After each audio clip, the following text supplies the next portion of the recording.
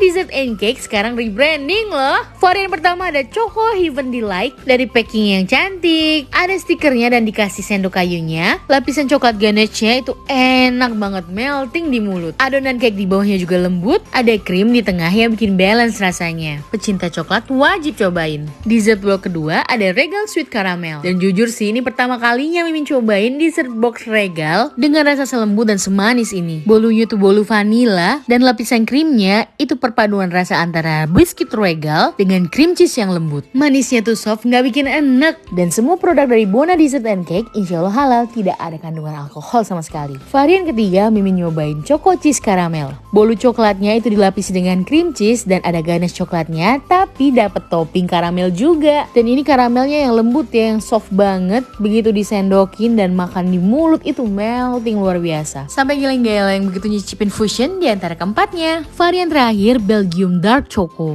Ini nih yang jadi best seller karena mereka menggunakan coklat Callebaut dipadukan dengan cream cheese. Coklatnya itu ada di 2 lapis dan ada topping coklatnya juga di atasnya. Sponge cake coklatnya juga rasanya enak banget. Mereka membuat cake-nya itu juga full butter, nggak pakai margarin sama sekali. Dengan rasa yang enak, harga 75.000 per box tuh rasanya worth it. Karena bahan-bahan yang digunakan memang bahan-bahan premium. Sekali nyicip pasti bisa rasain bedanya. Gak nyangka sih ada dessert box seenak ini di Palembang. Cari dessert box premium hanya di Bona Dessert.